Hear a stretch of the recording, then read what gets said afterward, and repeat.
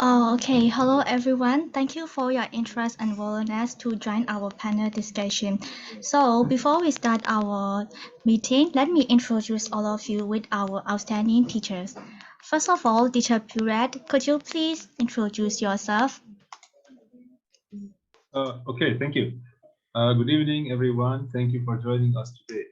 My name is Purak. I'm from Nepal, and I am teaching TOEFL at this institute for the past 2 sessions. So I will be your TOEFL instructor if you wish to join my class here at this institute. I work as an engineer here in Nepal, and I had taken the TOEFL test in 2020 when I was in Poland as a part of a fellowship organized by UNESCO. And yeah, I've been teaching TOEFL ever since. It's nice to meet you. I hope to answer your questions today. Thank you. ဟုတ်ကဲ့အဲ့ဒါပြီးရင်တော့ဆရာရဲ့ညီပေါ့နော်ဆရာရဲ့ညီဆရာရဲ့အကြောင်းလေးကိုနည်းငယ်လောက်မိတ်ဆက်ပေးပါအောင်ရှင်ဟုတ် Hello everyone, and I'm Yenyi, and I'm currently teaching IELTS in Applied Intensive Classes. I took the exam in like last year, December, and it's been quite a really amazing journey to teach IELTS to the students. And right now, I know that all of you are quite interested in the IELTS exam, and so I'm willing to share some of it. Okay, now we are going to ask some of the questions to both of you, and I strongly believe that these questions will be beneficial for everyone who wants to know about TOEFL and IELTS, and maybe they may intend to join this webinar. So let's start with our first question. So first of all, Teacher Purak, could you please explain us what is the long term of TOEFL and how many types are there in TOEFL? Okay, thank you. Thank you for the question. Firstly, TOEFL, the main objective of the TOEFL is to test your ability as a foreigner in speaking English. So the TOEFL test is taken not by native English speakers, but it's taken by people who do not speak English as their first language. So people like you and me who have a separate language to speak at home and with friends, we take the TOEFL test to show to the university or to the organization we're applying at, to show to them that we are capable of using TOEFL in an academic setting. So what does it mean to be capable of using English in an academic setting? It means that you are able to conduct a research at your university, you are able to read research papers and write articles that are relevant to your subject.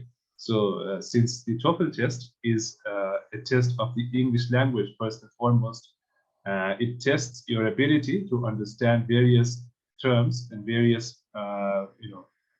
forms of speech found in academic settings. So usually in research articles or in textbooks or things like that. It assesses your ability to perform efficient research, or if you can communicate with your teacher, or if you can understand the materials you will be studying at the university. So that is the long-term goal of the TOEFL. So it's not a test of general English, but it's the test of English language that is used at university. So you will also see this when you take the TOEFL test. Most of the questions, they revolve around situations that occur in the universities. For example, we have questions that have lectures, we have questions that have conversations between professors and students, you have reading passages that have information related to university topics. So topics related to science, related to humanities, related to arts. So the TOEFL test, it tests your ability as a future student of the university. So if you score good marks in your TOEFL test, the professor will understand that this person has a good understanding in English, and he or she can help me during my research at the university. So that is the long-term impact or the long-term goal of the TOEFL test. Now, talking about the types of the TOEFL test, there are numerous types.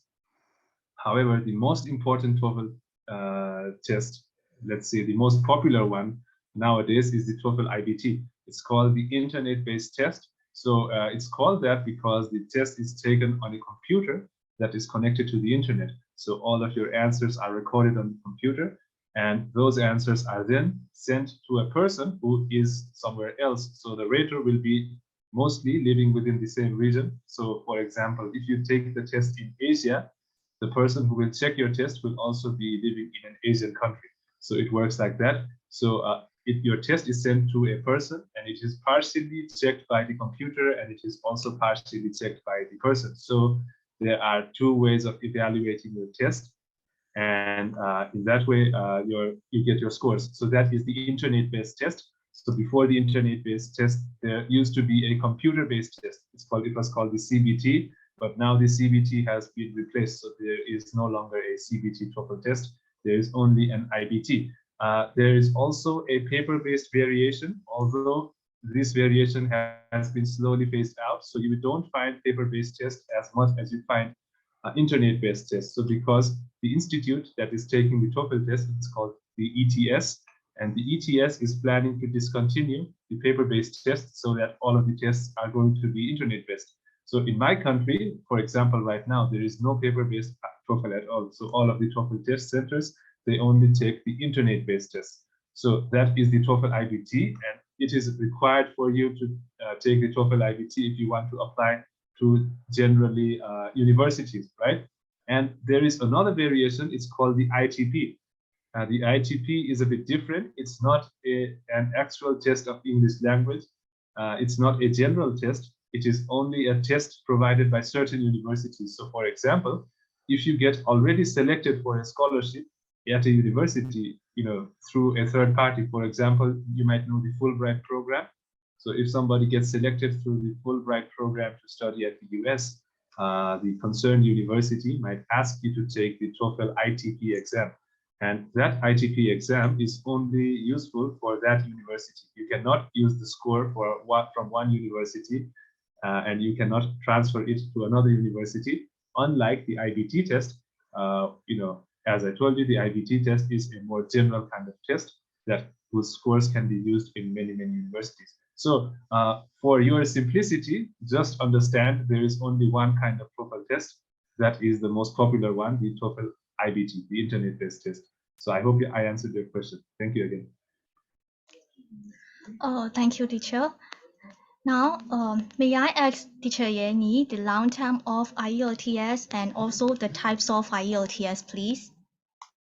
Well, the IELTS exam is it's an acronym for the International English Language Testing System, and like TOEFL, the components are usually focused on the academic studies, and there's also a variation called the General English, because IELTS is also used as a medium to get into maybe some foreign countries like Australia for work or residential purposes. So there are two types of tests, academic and general English. And they will also have like paper and computer-based tests. And during the COVID-19, there's also a variation called the IELTS indicator, which is a testing system that you can take at home. But after the COVID-19, the testing format has changed because it has lost lots of flaws, and now people are more turning to the computer-based tests. And the exam fees are quite similar, like they all have the same fees and same exam formats, but the general training test has a little variation in the writing component. Thank you, Teacher Yeni.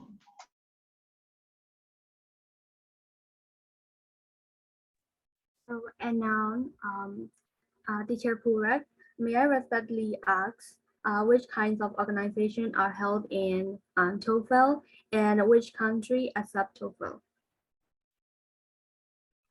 Okay, thank you. The TOEFL test is taken by an organization called the ETS. It's called the Educational Testing Service, I think.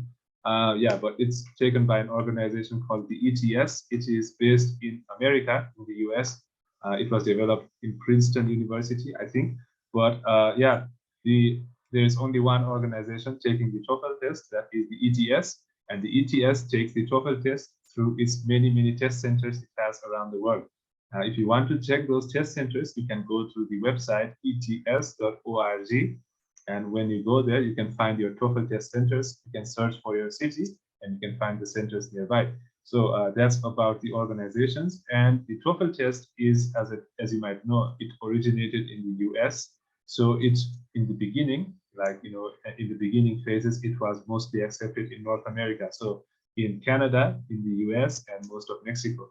But as years progressed, nowadays you can find TOEFL tests being taken in around 180 countries. So most of the universities, they accept TOEFL test scores. You can be sure if you want to apply to the US, in the US and Canada, both of these countries, every university accepts the TOEFL score. So if you are planning to apply to the US or Canada, you can be sure that TOEFL test is, you can take the TOEFL test. Also, all of the top 100 universities in the world, they also accept the TOEFL score. So what I suggest you to do is you make up your mind. You choose 5 or 6 universities, you go to their websites, and you can find out if they accept TOEFL scores or not. That's the best way to go. But usually, if you think of any popular university, you can be 100% sure that that university accepts TOEFL scores. So that's about the universities. I hope I answered the question. Thank you so much, sir. Same question to Siyayeni. Which kinds of organizations are held in IELTS, and which country accept IELTS?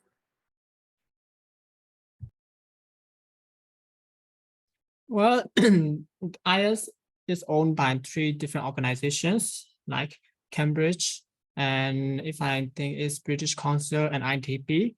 So all 3 of them, they have the authority over the IELTS exam and is accepted worldwide. I think it's 140 countries around the world. They accept the IELTS score as for the English proficiency. And unlike the TOEFL test, the IELTS is quite more popular with the students and university students, especially because I think it's quite common, and there are also lots of some classes and training courses.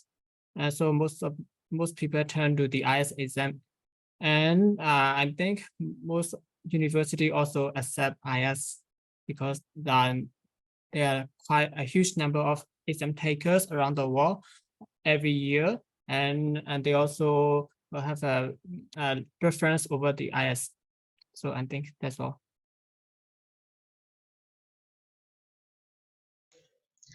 Okay, then we will move to question number 3. Teacher Purak, would you like to explain format and duration of individual skills in TOEFL, please? Thank you. Yeah, sure. The TOEFL test is taken through the internet. So you have 2 choices, as I told you, right? So firstly, you can go to the test center and take the TOEFL test. For that, you need to book your test in advance. Also, since the COVID pandemic, you can also take your test at home. Also, for that, you need to book the test in advance. But the day of the test will usually last for around 3 hours to 3.5 hours. Mostly it's around 3 hours, 20 minutes. So this is what I can say. And this includes a break. The break will last around 10 minutes. Now the exam will be divided into 4 sections. So 4 of your skills will be tested. So firstly, you have your reading section. It is followed by a listening section. Then you have your 10 minutes of break. Then you have your speaking section. And in the end, you have your writing section. Okay. And all of these sections, they have different number of question types, different amounts of time you can spend. So I have written it down here, so I'll explain it to you. So the total scores you get in the TOEFL test is 120. And the 120 scores are divided among these 4 skills. Each skill gets 30 scores. So reading gets 30, listening gets 30, and so on. The reading test, the reading section, it takes place at the beginning of the test. It lasts around 54 minutes to 72 minutes, so more or less 1 hour and 10 minutes. So you can think about it that the reading section will take you around 1/3 of the total time of the TOEFL test, and in those 1 hour you have to solve around 3 to 4 passages, and each passage has around 10 questions. So you can calculate accordingly. So just remember 1 hour and 10 minutes for the reading section at most. Then you have the listening section. The listening section, it will last for around 41 to 57 minutes, which means at most it will take you 1 hour. Now, there is a range of time. As I told you, there is no fixed time for reading section or listening section because in every test, the number of questions will be different. For example, if I take the test today, my test might have more questions in the reading section and less questions in the listening section, right? And if I take the test tomorrow, it might be, the opposite. I might have less questions in the reading section and more questions in the listening section. So there is a range of time. There is a time period that you have, not a specific amount of time for each section. So understand it that way. So you will have at most 1 hour for the listening section. So in the listening section, you will have lectures and conversations. So you will have around 3 to 4 lectures and 2 to 3 conversations based on which you have to answer the questions. Now, after you finish this listening section, you will have a break of 10 minutes. And in that 10 minutes, you are free to go to the restroom. You can drink some water. Maybe if you have some food, you can have some food. It also depends on the test center. So that each test center has its own rules, what it allows you to do during the 10 minutes. So it's best to ask with them. So mostly you are free to go to the bathroom, you are free to drink water. So that's what you can do in the 10 minutes. Now, after the 10 minutes are over, immediately your speaking section begins. The speaking section is the shortest section. It will last you around 17 minutes. Okay, so 17 minutes, 17. In the listening section, you have 4 questions. Sorry, speaking section, you have 4 questions. You have to speak for the entire 17 minutes.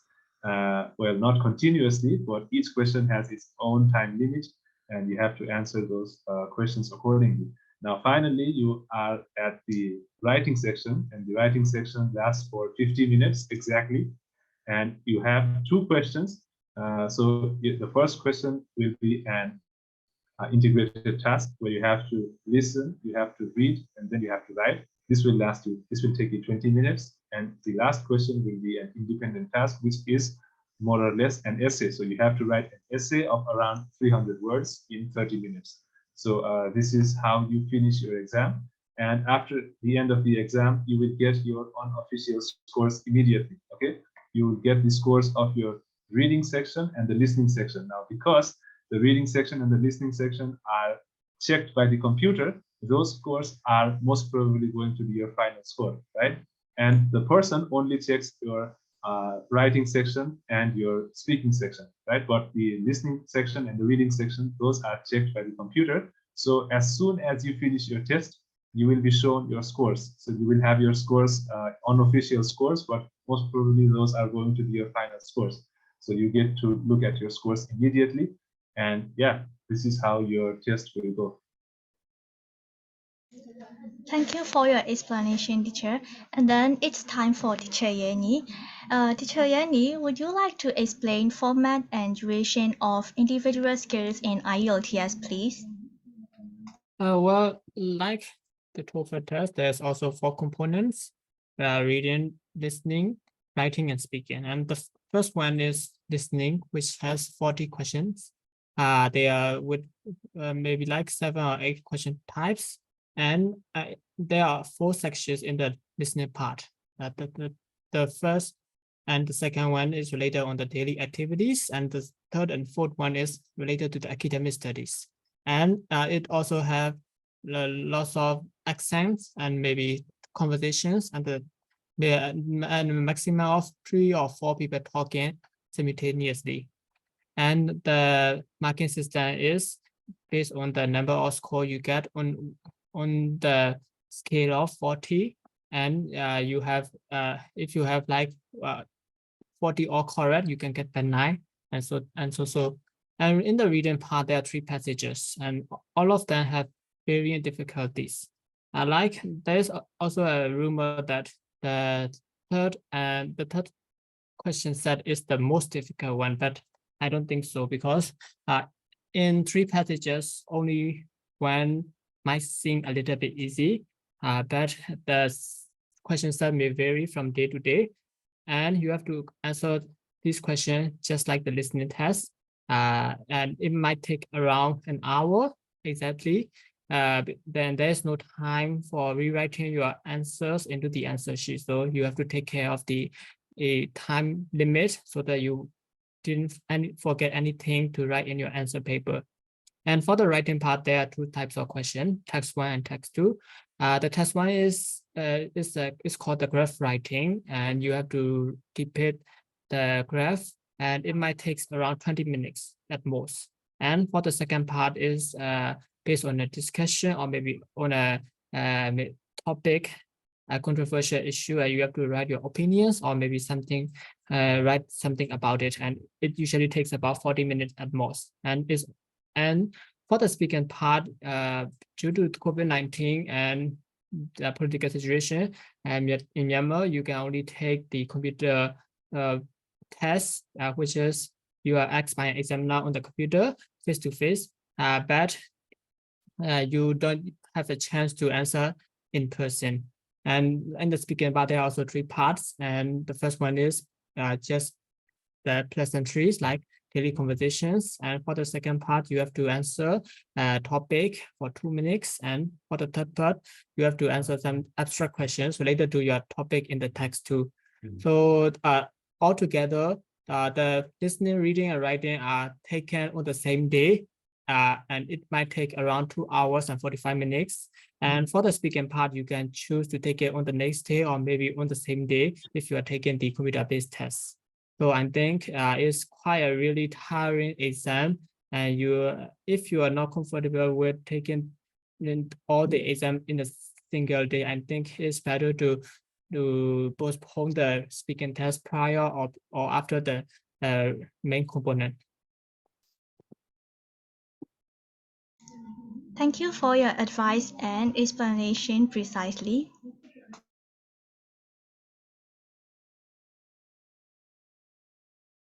Okay, thank you.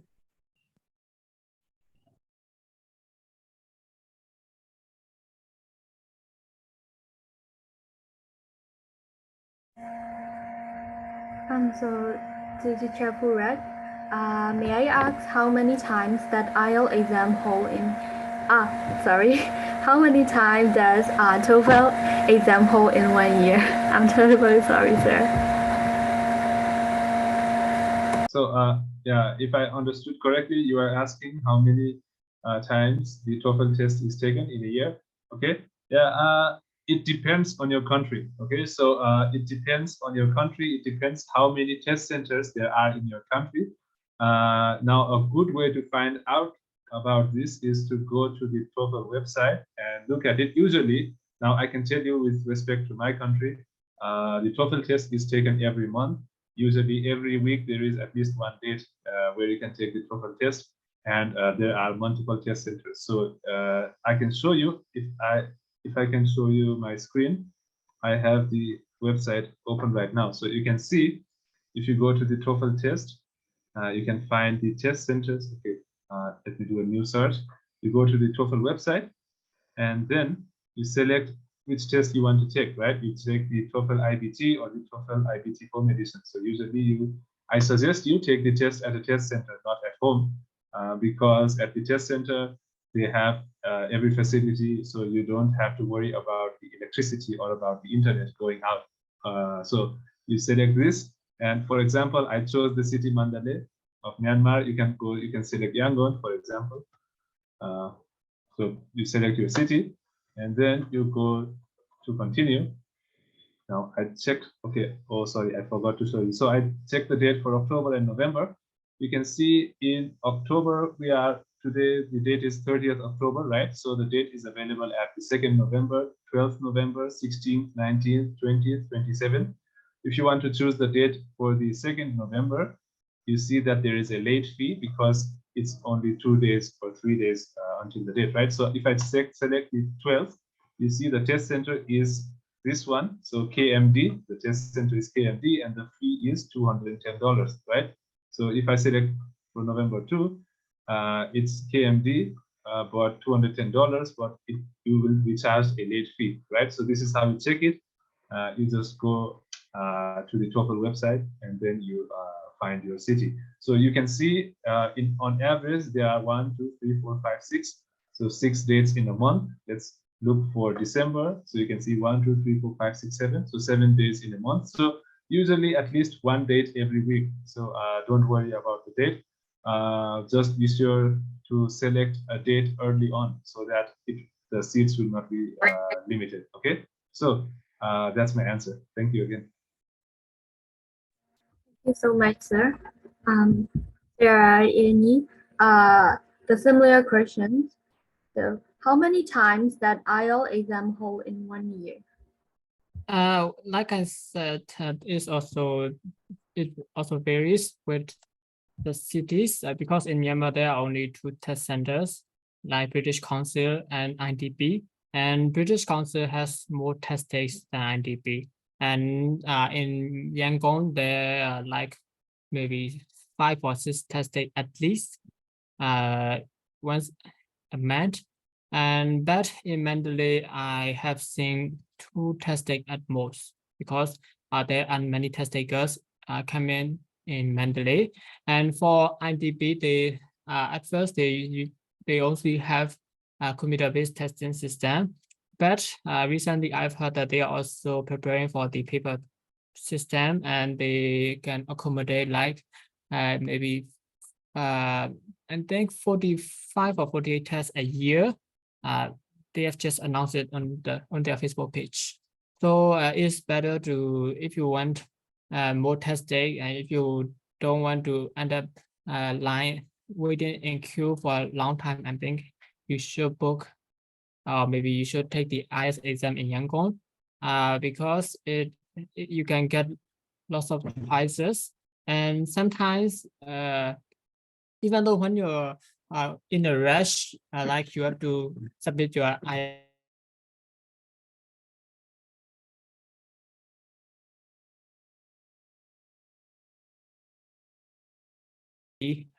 for a favor, because IDB can also provide you with lots of testing. I have heard from my students that IDB give better customer service than the British Council. The British Council is quite annoying. They don't usually reply first, and they are also really bad at customer service, especially in the exam room, because one of my students have encountered annoying situation with the invigilators. So I think if you want better customer service and maybe faster replies, and then you should choose IDB, which can be available at Chinri. Thank you so much, Yayini. Okay, now it's the time for Teacher Purak. Teacher Purak, would you like to explain score ranking of TOEFL exam, please? Thank you. So as I told you, the total score or the final score the maximum score that you can get at the TOEFL test is 120. And the 120 is divided among 4 skills. So 30 times 4 is 120. And now, how can I rank the scores? So it depends. It depends on your measure. So I suppose everybody here is applying to go to study, right? So if you want to go to study, you might want to study the undergraduate or the graduate degrees, whatever. Now you have to pay attention to your major and to your university. Now, firstly, let's talk about the university. If you are applying at a reputed university, for example, if you are applying at a Ivy League school, you might have heard of Harvard or Princeton or what was it called? I forgot. MIT, yeah, things like that. UCLA. So universities like that in America, or other universities in Europe. So for example, in Germany, there are very good universities like the TUs, the technical universities in Berlin, in Dresden, or so similar universities. So very, very high ranking universities. So those will have a high threshold for your TOEFL test. So they might ask you to present a report card with maybe 100 or maybe even 110. So I don't know, depends on the university firstly, right? Now, if you go to other universities, so that are not that popular, so average universities, so they might ask you for a lower TOEFL ranking, so maybe 80 or 90, depends, right? So don't take my word as the authoritative statement. go to the internet, check the universities. So, but usually the trend is that if the university is more popular, the threshold is going to be higher because the competition from the students is going to be more tougher, right? That's the first criteria. The second criteria is going to be your major. So, for example, if you are trying to study a STEM subject, so science, technology, engineering, and mathematics, so subjects like that, they will have a lower TOEFL threshold. So because in those subjects, you will be mostly dealing with mathematics and computers and things like that. So your English skill is not that important, so to say. So if you are applying for, let's say, engineering or computer science, or let's say, mathematics, subjects like that, or physics, chemistry, so those subjects, you don't need a higher TOEFL score. Maybe 80 or 90 is going to be okay. But if you are applying for literature type of courses, like you are applying for journalism, if you're applying for history, or if you're applying for, let's say, political science or economics, subjects like that, where you have to do research a lot and you have to present your, informations in written form. So those majors, usually they ask you to have a good TOEFL score, maybe 100 or even 110. Again, it depends on the university. So if your university is a very, very prestigious university, the TOEFL scores are going to be higher. And if the university is not that well known, the TOEFL scores are going to be lower. But I suggest you something. So aim for around 90. So because if you score around 90 or 100, so those scores are going to be acceptable for most of the universities, right? Now, if you want to be extremely extraordinary, you can aim for 100, more than 100. Now, in my experience, if your score is more than 100, it's going to be enough for every university. So it does not matter if you score, let's say, 101, or if you score 190. So because since your score is above 100, you are already qualified for 95% of the universities around the world. So my first suggestion to you is try to get around 90, so that you will be sure where you can, so that you'll be sure to get accepted in most of the universities. And then if you are confident, you can aim for 100. But then again, a good way to check your eligibility is to go online and go to their website, and you will find everything on their university website. Okay, so yeah, that's it. Thank you for your suggestion, teacher. And now it's time for teacher Yenny. Teacher Yenny, could you please explain us school ranking of IELTS again? In the IELTS exam, the score is ranked from 1 to 9. You don't get band 0 unless you don't take the exam. You don't show up on the exam day. And it also, like I said, that for the reading and listening part, the ranking system is based on the number of questions you have been right on the exam.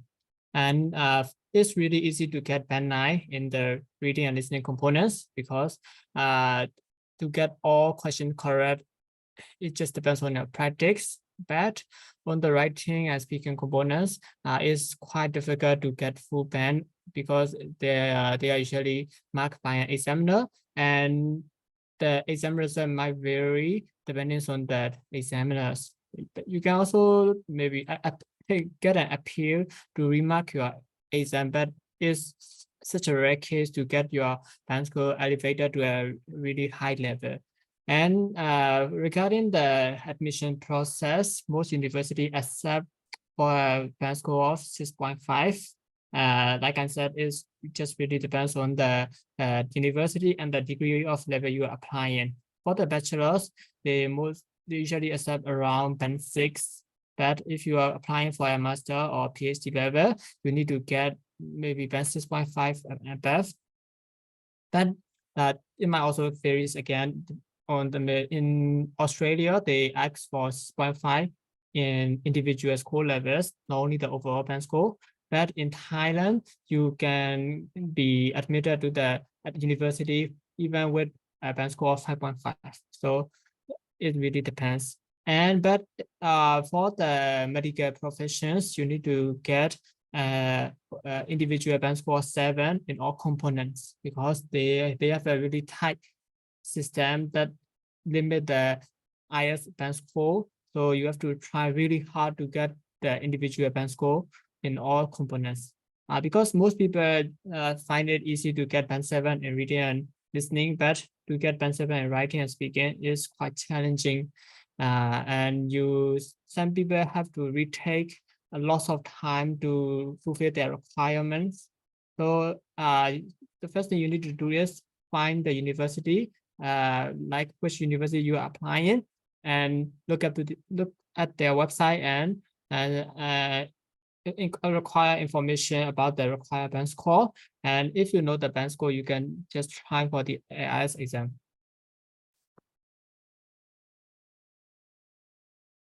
Thank you, Teacher Yenny. And Teacher Purak again. So, can you share where can we register if we want to take the TOEFL exam? Okay, thank you. Yeah, you register at the ETS website. So the website that I showed you earlier, you have to create an account, and you can see you go to the ETS website. Now, just one moment. So if you go to the ETS website, you can see this button, login and register, right? So you can see all of these tests are taken by the ETS. So the GRE, the TOEIC, or the TOEFL. For now, we just need the TOEFL test. You can click on TOEFL, and then now you don't need to register to see the exam centers or if they have any seats or not. But to apply, you need to register. Okay, so you go to login or register. There you can, it's here. So where is it?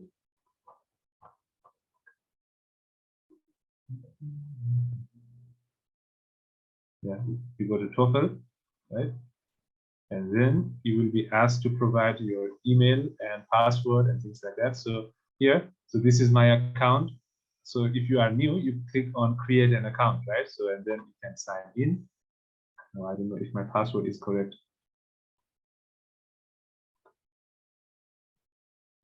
So if you sign in, then you can go here, find test centers. Then, okay, so there may be a problem right now, but you go here and click on find test centers. And then it's the same thing that I showed you before, right? You click on TOEFL IBT, and then you select a month, let's say November and December. And okay, now I selected Yangon. Now let's look for Mandalay. Now, if I select this city and then I continue, I can see a list of dates that are available for me. So, for example, in November, there is on the 12th, I can see it here in this address. Then I can, so test times and register. Now I click on register. It's at 8 a.m., right? I click on register, then I do everything that I need to do. So I need to input my names and details and my payment, So after I do all this, my date will be booked, and you can find it on the website. And if everything is done, you can go to the test center maybe a few days before your test, and then ask them, is everything okay? When do I come? What are the rules and things like that? So everything is done online, right? So you pay your fee also online. You don't go to the test center and pay the money. You have to pay it online. Now, if you have a credit card, you can pay with your credit card. If you don't have a credit card, you can go to your bank and ask them to pay. So, or maybe if you have any other system in your country or in your city, you can use that system, but everything is done online. So yeah, that's the process. Thank you for information, sir. So the same questions goes to Teacher Yanni. Where can we register if we want to take the IELTS exam? So I will just show it by myself. Let me screen share. When you want to register for the exam, you just have to go to the British Council website because it's the most popular one. And let me show you first. So go to the British Council website and take the IELTS, choose the IELTS. So there are two options, like for the IELTS academic and for the general training. And you can also choose UKVI if you are planning to move to UK or maybe study at the UK university. And then you just click it and you just have to choose the location. There are two options. Yeah, you can choose Yangon or Mandalay, but I think it's better to choose Yangon because there are lots of test takes, and you don't have to choose the accessibility needs because unless you are crippled or maybe you have some problems with your vision or maybe some disabilities, and you just choose on paper or on computer, or if you available for both, then you can choose I don't mind and just choose the let me choose the date. So the one in the bold letters are the available test dates. So in November, we have like 1, 2, 3, 4, 5, 6, around 10 or 12 tests. But in December, there is less. We only have 11 test days. So you just click one of them and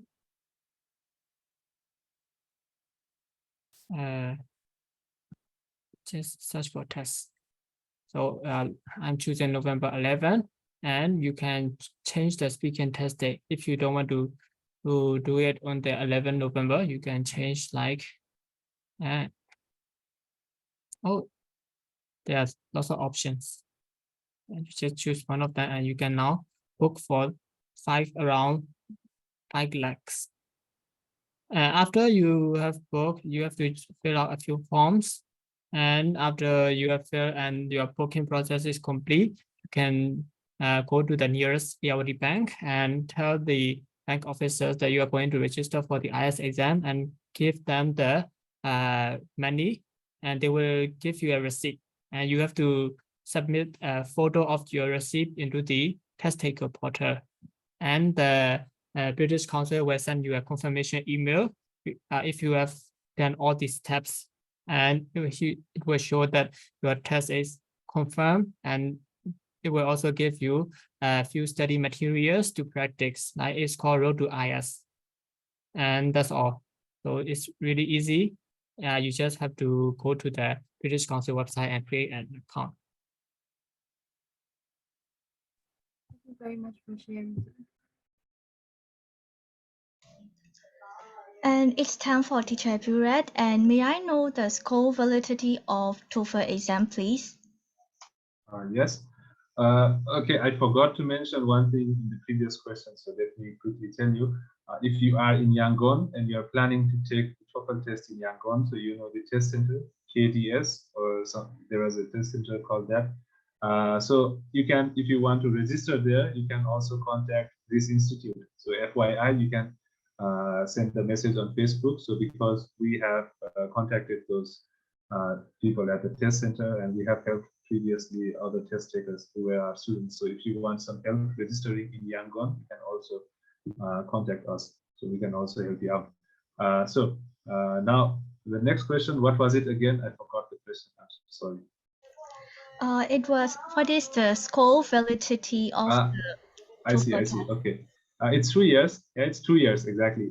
It's not more or less. It's exactly 2 years, and the date it starts from the date you took the exam. Okay, so if I take the exam today, 30th October 2022, it will be valid until 30th October 2024. So 2 years of validity for your TOEFL test. But you can, the proof of your test, you can download it and have it as your in your computer as a PDF or something like that. But the validity, the official validity of your score is going to be 2 years. Now, but you know, sometimes if you want to apply to some universities, if you don't go through the admission process, not through the admission department, you know, sometimes, usually this is the case when you want to apply for a master's degree or maybe a PhD, you can contact your professor directly, right? So if you do it that way, not through the admissions office at the university, you know, if you contact the professor directly and you build some trust with the professor can kind of pull some strings for you. He can help you out. He can even accept the scores that are, you know, already outdated. So maybe around 3 years old or 4 years old score, if the professor thinks that you are good at English, this is not usually for the bachelor degrees. This is mostly for the master's degree and PhD, because I have seen people go like that. Okay, if you, even though your score is expired, you can, if you have a good contact with the professor will then he can do something to get you admitted to the university. So officially, the scores are only valid for 2 years. But if you can always use those scores, since you have those scores with you in the computer, you can show them. You can show the professor, tell him, I took the test 4 years ago and I scored this. Do you think it's going to be okay? And if the professor says, yeah, it's going to be okay, then yeah, you don't need to worry. But remember, the official validity is going to be 2 years. Yeah, that's the answer. Thank you, teacher. And also for teacher Yenyi, I would like to ask the score validity of IELTS exam, please. The IELTS exam has a validity of 2 years, and like teacher Purak said, it also depends on your professor. But there are also some universities that allow your test score if it's just a little over the expired date, like you get your IELTS band score in 2020, and when you are applying the university in 2022, at the end of the 2022, and your IELTS result has expired, the university may also consider not to take the exam again because it's just a little, maybe a few months over the expiry date. But to make things clear, it's better to retake the exam in case the university didn't accept your score. So taking the retaking the exam isn't quite difficult because you have already had the exposure, and but one thing you might have to consider is the test fee, because last 2 years the test fee was around 2.5 lakhs, because and it was really cheap to retake the exam, but now it's over 5 lakhs. So I think these are the factors to be considered. Thank you, teacher. Now it's time for Teacher Purak again. So may I ask, who should take the TOEFL exam, and what are the strengths and weakness of the TOEFL? Okay, so who should take the TOEFL exam? So if you are planning to, apply to study abroad, you should take the TOEFL test, right? So now it depends on your university, as I told you before, right? I'm not saying that the TOEFL test is better than the IELTS test, or that they are very different or very similar. I'm just saying you can take the TOEFL test if you want to apply to study abroad. So that is that's the reason why most of the people take the TOEFL test.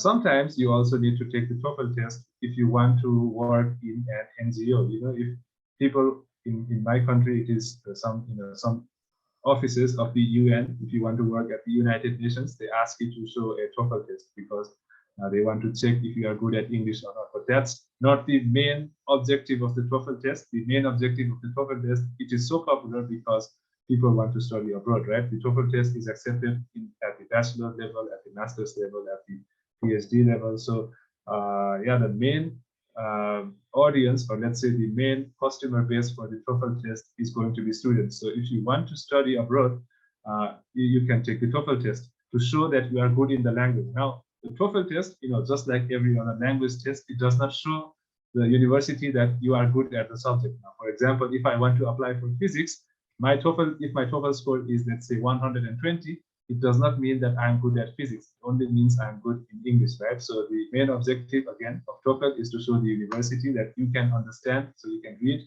listen, speak, and write effective English in an academic setting, right? So if you are going to be a researcher at the university, the professor is not going to have any trouble working with you. So that's the main objective of the TOEFL test.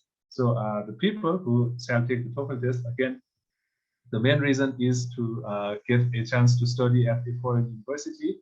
Now, the secondary reasons could be any. So maybe you want to test your level of English. Maybe you want to apply to a job that requires a TOEFL test. Maybe you want to improve your resume, and yeah, or maybe yeah, somebody asked you to take the TOEFL test, so those are the people who have to take the TOEFL test, and the strengths and weaknesses. Okay, so let me begin with the benefits. So let me begin with the strengths. Now, the TOEFL test, as I told you, is accepted in almost every country in the world, right? Now, before it used to be that TOEFL test is for the US and the IELTS is for Australia and the UK or something like that. But nowadays, both of these tests, they are more or less accepted, everywhere. So firstly, the TOEFL test is it's accepted as I told you, in every university of the US, every university of Canada, most of the universities in Europe, and yeah, most of the good universities in Australia and the UK. Also in Asian countries, in Japan, or if you are taking the courses in English medium. So it's not like 10 or 15 years ago where you had to choose your test based on the countries. Nowadays, that question is already irrelevant. So you can take either test, but so again, it's still a benefit because the test is accepted in most of the countries. So that's one benefit.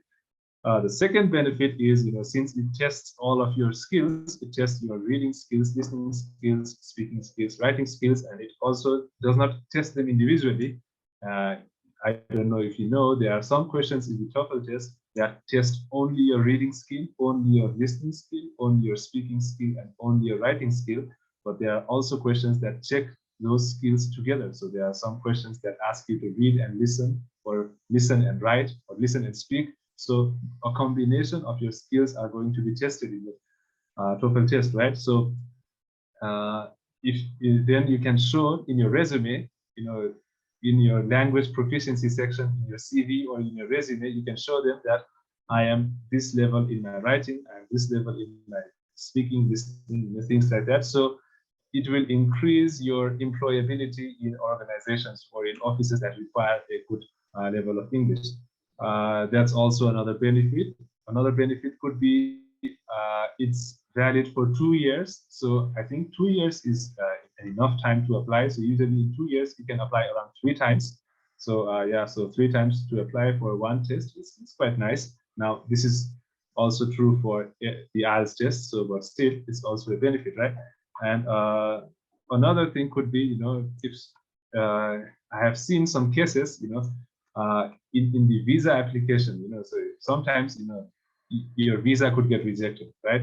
But, a good TOEFL score, it supports your visa application. Now, I don't know if it is factually true, but I have heard from some people that, they said my friend got a visa to the US because his TOEFL score was higher, because everything else was the same for us.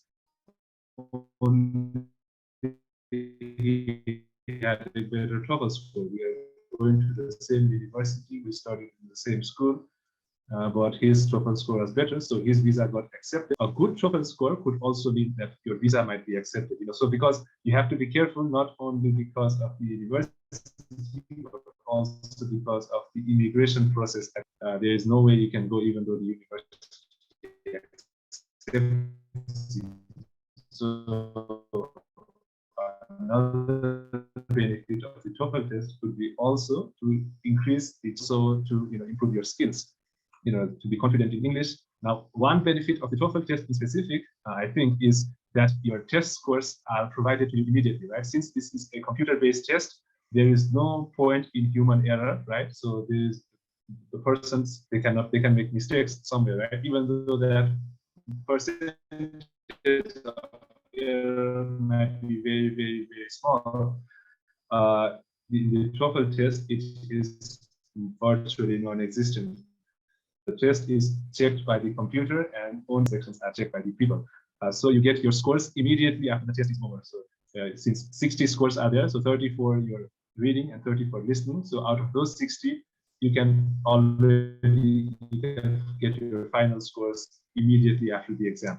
And the remaining scores, you will get them in a week's time, so around 5 to 7 days. And yeah, so that's also a benefit of the TOEFL test. Now, something else is, since the TOEFL test is a computer-based test, you don't have to worry about your writing. So if your handwriting is not that great, or maybe you are not confident with writing in an exam, or maybe it's been very long, you gave an exam at university, but you are still good at typing, that's a good point, right? So for example, if I'm writing an essay and I need to make some corrections, that's going to be quite difficult in a written setting. But if you are typing your exam, if you're typing your answers, since it's a computer-based test, you can always copy and paste. You can select, you can delete, you can insert something, so whatever you can do in Microsoft Word, let's say, you can do it in the TOEFL test. So that's also one benefit of the test. Now, the disadvantages. Now, what would be the disadvantages of the TOEFL test? Now, like all tests, it's quite expensive. As you saw the price, right? $210. It's not a small money for people like us, mainly students. It's quite hard for us to pay that money, right? So firstly, it's expensive. Secondly, this is a risk if you take it at home. Now, I don't recommend you take the test at home. Now, this is not a weakness if you take the test at your test center, but if you take your test at home, you might face some problems with electricity, or you might face some problems with the internet. Now, nothing is certain, right? Because if you face these problems, your money will not be refunded and your test will be cancelled. So you have to pay the entire amount again. You have to choose your date again and then wait for several months and take your test. So that is another, let's say, downside of the TOEFL test. Something else, maybe you are not accustomed to typing on your computer. So if you don't have a habit of typing fast, maybe it could be a problem for you in your computer. So yeah, those could be some weaknesses, but overall, I think it's just an exam. It tests your English skill. So if you are, confident in speaking, listening, writing, if you understand, I always say, if you can understand a movie without looking at the subtitles, I think you are good to go for the TOEFL test. So I don't think there are many problems. Try to practice a lot, and yeah, you will be good. So yeah, that's my answer. Thank you. I very much appreciate for your response, teacher. Then at CIA, the same questions. So specifically, what kinds of people should take IELTS exam, and what are the strengths and weakness of IELTS? Mostly university students take the IELTS exam, and the strengths are that the IELTS exam is accepted worldwide. But I also want to point out why you shouldn't take the IELTS exam, because most of us already know that it is really a good idea to take the IELTS exam. But regarding the current situations, there are also some people who shouldn't take the IELTS exam but choose for a cheaper option. If you are trying to apply for a university that accept the Duolingo, it's really better because it's much easier and much cheaper than the IELTS exam. And also in Asian countries, like in Thailand, they also have their own universities English entrance tests, and all of them have easier questions, and they don't take they are not really expensive. They only take like maybe less than 1 lakh to take the exam, and some university offer free tests for the students. So if you're applying for a university in Australia or maybe some European countries and also some prestigious university, it's a good idea to take the IELTS exam. And even though the exam might seem a little difficult for you, especially those whose general English levels are below intermediate level, I think you should just try to upgrade your English skills first before taking the exam. I've seen lots of students who are around pre-intermediate levels, and they are really struggling even in the foundation classes. They don't know much topic-related vocabularies. They can't even decide which tenses to use, and it's really a headache for the teachers as well as for the students. So the IELTS exam takers require advanced proficiency in English if you want to get Band 7 and above. And if you are aiming for around 6 or 6.5, you need to have around intermediate or upper intermediate levels. So the IELTS exam is just a measure of your English proficiency, and you really need to upgrade your skills so that you can take the IELTS exam and get your required band score.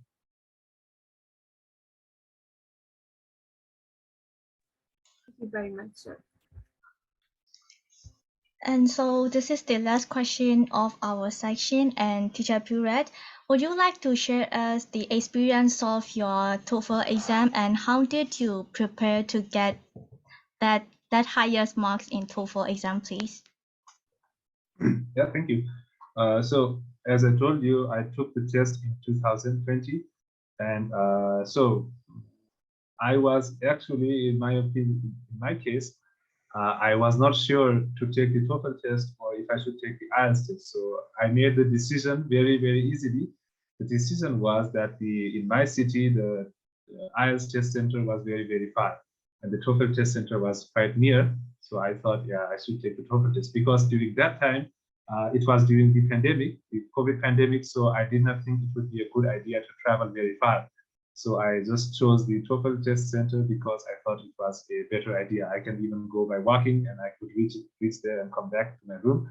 And as I told you, I was not in my country. So I was abroad. I was in Poland when I took the test.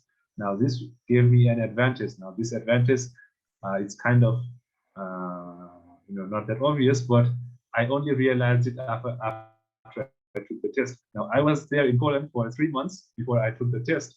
And what I, I was not speaking my language, right?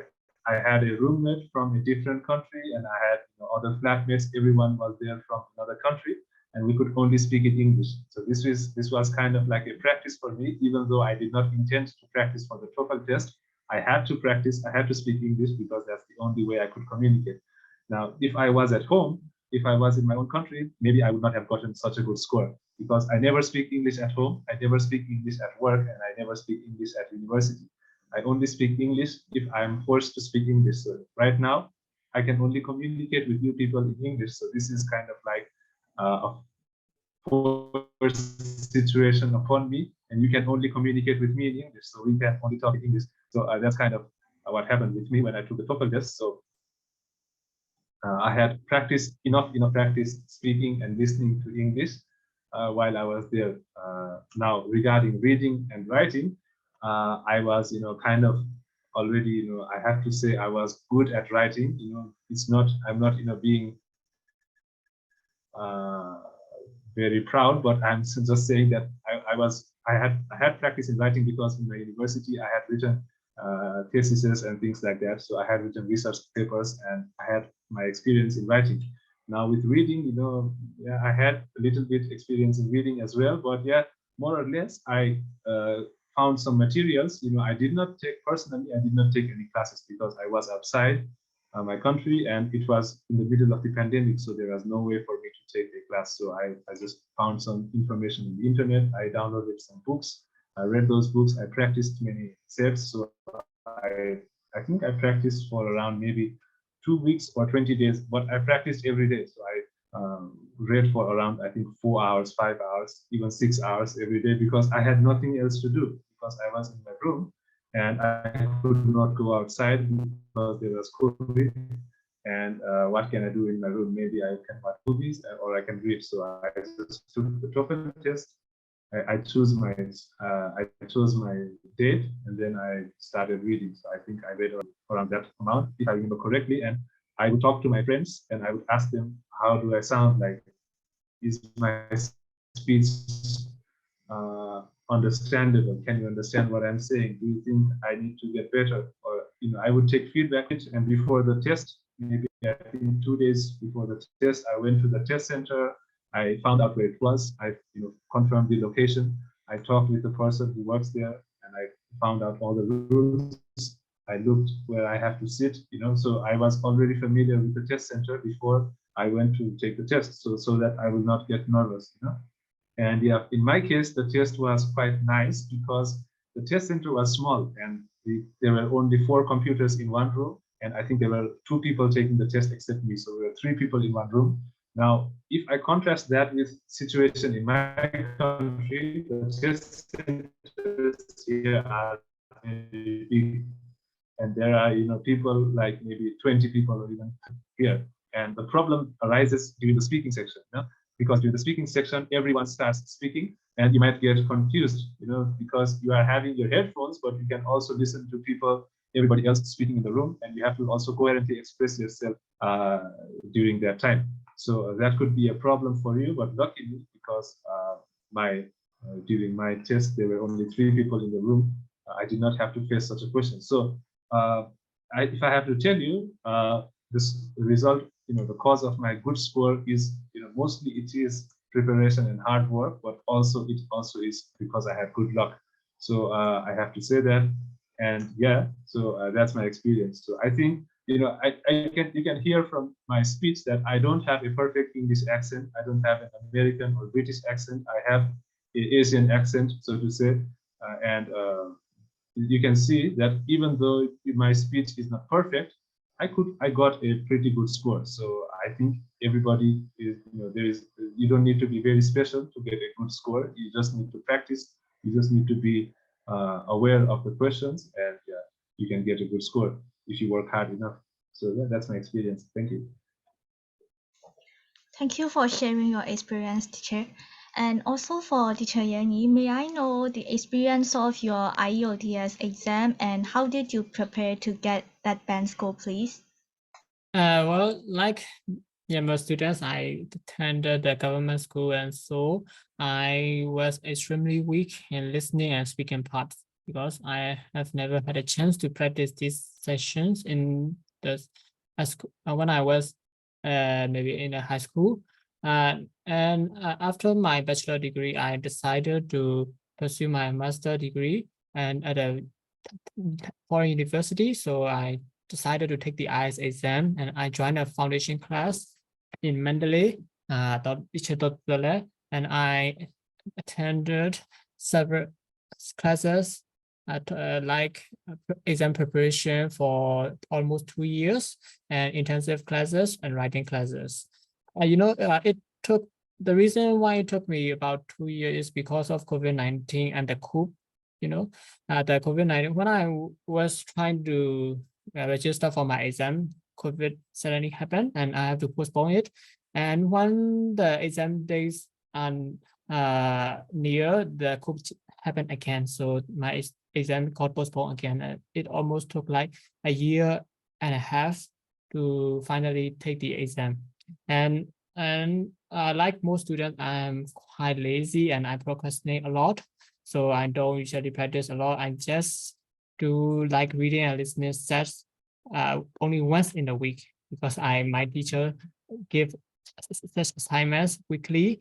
And for the writing part, I used to write a lot of essays, but only when I feel like, sometimes when I feel like I need to write, I just write maybe 5 or 6 essays in a row. And sometimes when I'm too lazy, I just left them. So that's the reason why it took me about 2 years. And when I on the exam day, I had maybe some nuisance and hindrances, like I I I was diagnosed with maybe kidney malfunction because I have had kidney stones, and it was really such a painful moment for me. And on the exam day, it was although not bad things didn't happen, but I still managed. And since I took the paper test, the result took like around 14 days to come out, and it was a really anxious moment for me. I couldn't sleep well at night, and I was afraid that I might not get my expected band score because I've attended the classes for too long, and if I got like lower band score, it's such a shame for me. So when the result came out, I was really over the moon, and then I decided to teach some classes to the students. I started with teaching one-on-one classes, and then I managed to open a exam preparation class and some foundation classes. So that's my IELTS journey. And I think it's quite a long journey for me because most students get their required band score within 3 or 6 months. But I don't recommend you to take too long because sometimes you get bored from doing for the IELTS exam. Thank you for your recommendation and also sharing your experience, teacher Yani.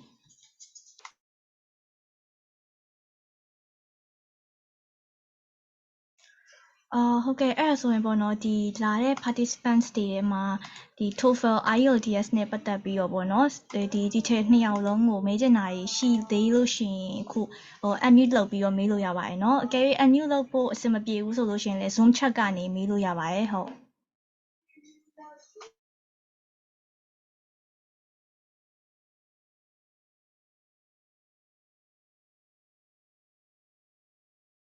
မေးလို့ရရင်တော့ဘာမှလုပ်ဖြစ်ပြီးပါမယ်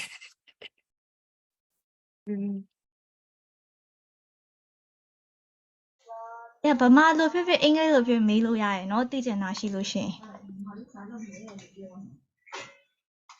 Zoom chat မှာလည်းမေးလို့ရပါတယ်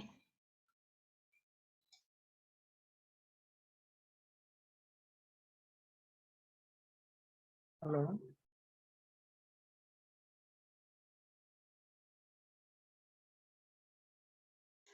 ဟုတ်ကဲ့မေးလို့ရပါတယ်ဘယ်သူလဲမသိဘူး unmute လုပ်လိုက်တာ ဟုတ်မေးလို့နောက်တာလေး Thailand ဘက်ကိုလေး scholar join ခြင်း master program join ခြင်း IELTS ဘယ်လောက်ရအောင်ဖိုင်ရမလဲဒီ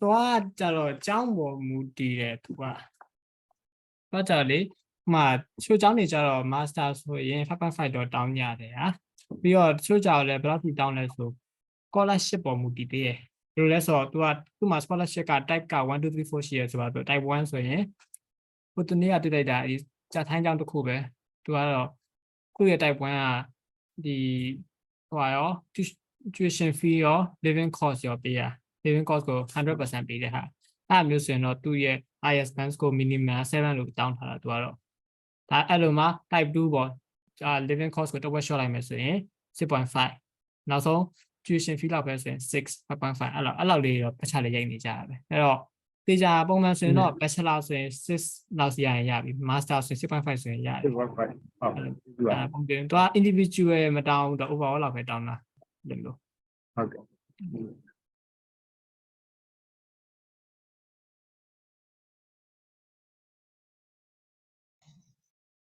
You can also ask teacher Purak if you want to know more about TOEFL and you can also ask in Zoom chat ဟုတ်ကဲ့raise hand ထောင်ထားတဲ့အမလားကိုလားမသိဘူးတော့မေးလို့ရပါတယ်ဟောလေဒါတရားကြော်လေနှစ်ယောက်လုံးကိုမေးချင်လို့ပေါ့နော်အဲကြောင့်မြန်မာလိုပဲပြောလိုက်တော့မယ်နော်လေဒီလိုပေါ့နော်ကိုဒီထားဒီဘက်မှာဒီလောက်ပေါ့နော်အမှတ်ကိုရဖို့ပေါ့နော်ဘယ်နှစ်လောက်ပေါ့နော်ဘယ်နှစ်အချိန်ကိုဘယ်လောက်လို့လဲပေါ့နော်ပြောမယ်ဆိုရင်တော့ဒီဆရာရဲညီနဲ့ဆရာပူရက်တို့ကပေါ့နော်အချိန်ဘယ်လောက်ပြောမလဲပြင်ဆင်ခဲ့လဲပေါ့နော်အဲ့ဒါလေးသိချင်ပါတယ်နှစ်ယောက်လုံးပေါ့နော်ဟုတ်ကဲ့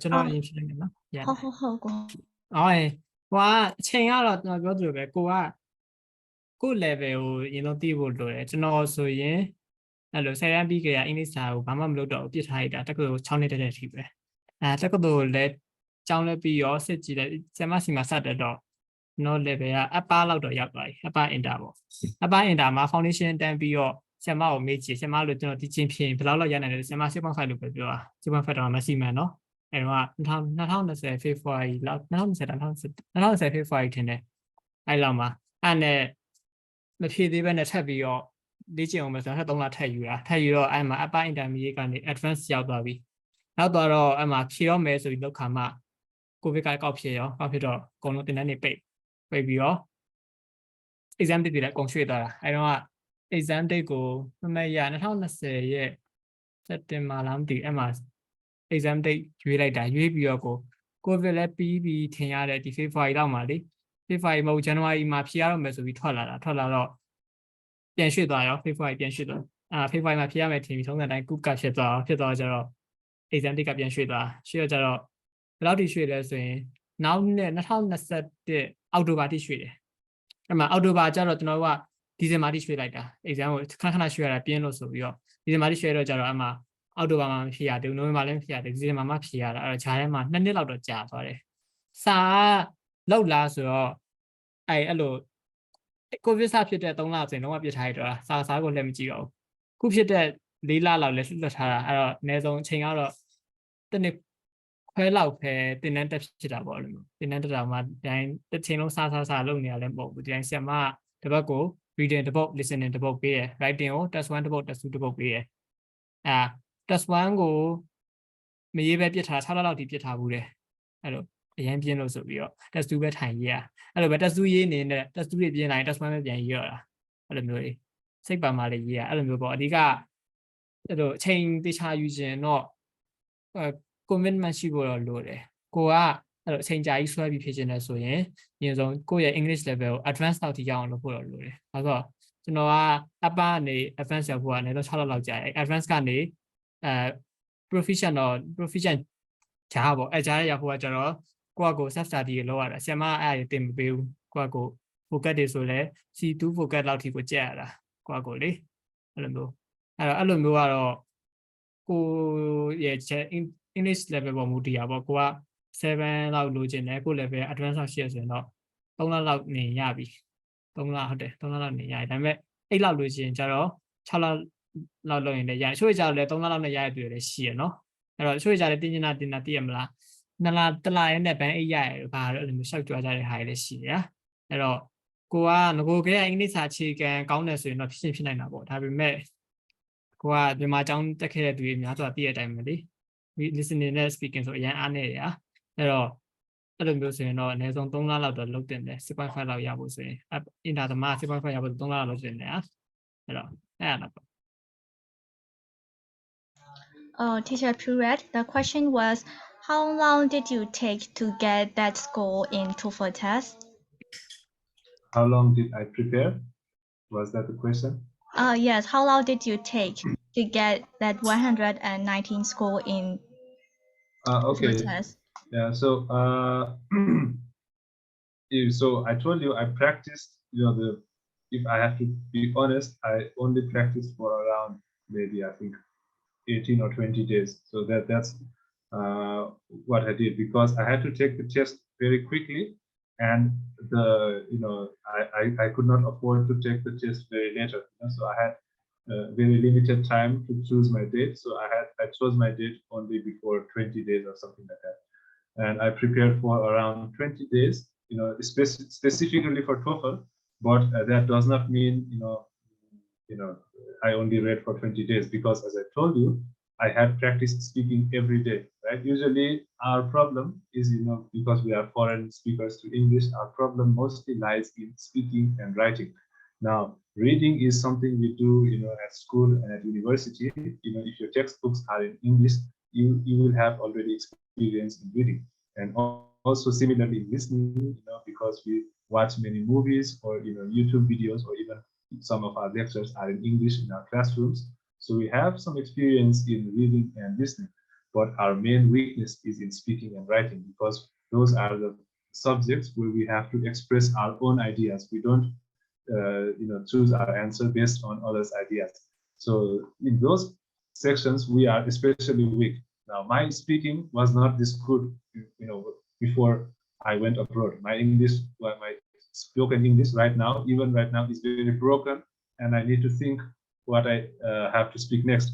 So, but as I told you, I unconsciously or unintentionally practiced my speaking for 3 months before I took the test, because that was the only way I could communicate. Now, if for the test specifically, I just practiced for I think 20 days, and I spent around 4 or 5 hours every day practicing. Now, I had some books which I downloaded. I read those books. I watched YouTube videos. Now, there are many exercises that you can do online. So speaking exercises. For speaking exercises, I spoke with my friends, and they would give me some feedback. And for listening exercises, there are some exercises on YouTube. For reading exercises, there are many exercises in my books. So things like that. But yeah, also, as you know, I also got a bit lucky. But yeah, so 20 days is what took me, around 20 days, not more than 20 days. So maybe 18 to 20 days, but not more, because I remember I just took the date before 20 days. So I practiced for 20 days. So in that 20 days, I read maybe around 2 books, and I practiced for around 4 to 5 hours every day, because that was the only thing I could do. I could not go outside because of COVID. and the university was closed, and all I could do was sit in my room. So I just studied. So that's what I did. And now it also depends on what your initial level of English is. Now, if your English level is very, very weak, maybe you need a bit more time. Maybe you need maybe 2 months, maybe 3 months. Now, it depends also on your personal level of English. If your English is already very good, maybe you only need 5 days or 6 days, because this test is only about your English skill, not anything else, right?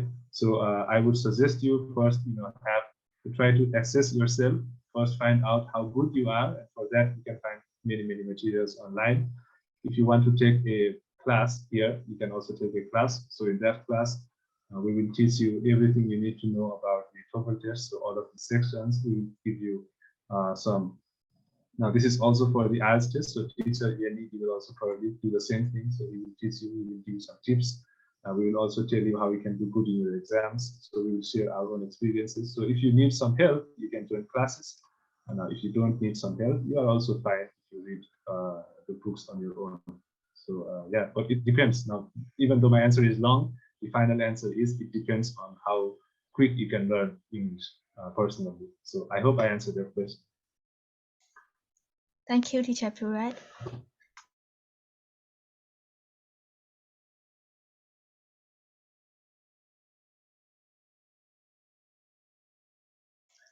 Tha တခြားဘာမေးကြအောင်လဲမသိဘူးเนาะ ဟုတ်ဆရာမကျွန်တော်မေးဆရာရှိတယ် ဟုတ်မေးပါရပါတယ် Okay, well, both teachers just explained very well and I get it a lot.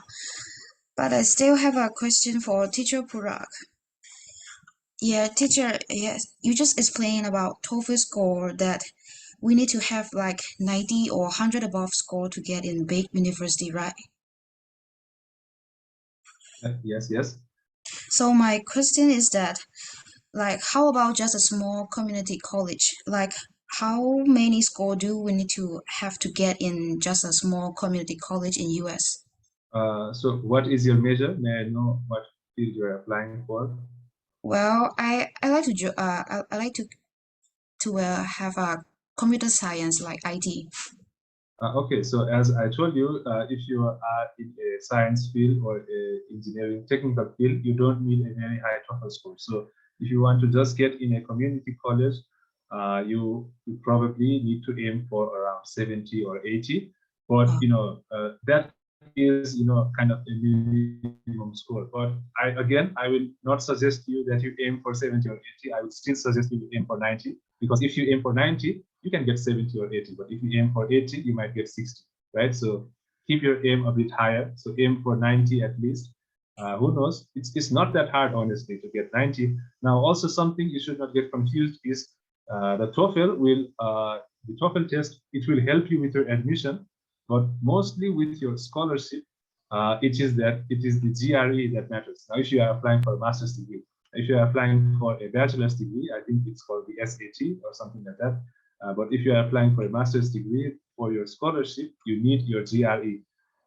The TOEFL test, it matters for your admission, right? If your TOEFL test is not, if your scores are not above, let's say 90, the university will not accept you. So that is the minimum requirement for the admission. But for your scholarship, your GRE scores matter as well, not just the TOEFL scores. So this is also something I want to share to you. So still aim for 90. Now, in a community college, you might also get accepted at 70, but I would still suggest you that you should aim for 90. Okay, thank you, sir.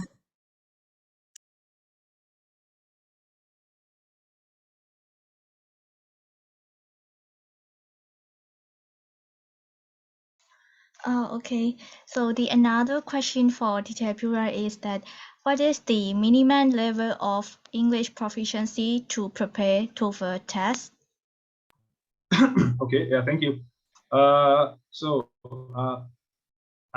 am not so sure about how I can provide you some criteria or how I can quantify this level, but I would say for those 4 skills, now for reading, you should be able to understand a fairly advanced passage in the first time that you read it. Now, one way to test this is probably you should go to some websites, some news websites like The Economist or New York Times or Huffington Post or Scientific American, websites like these, American websites, American news articles where there are expert opinions. Now, try to read an article that is related to your major or something that you can easily understand.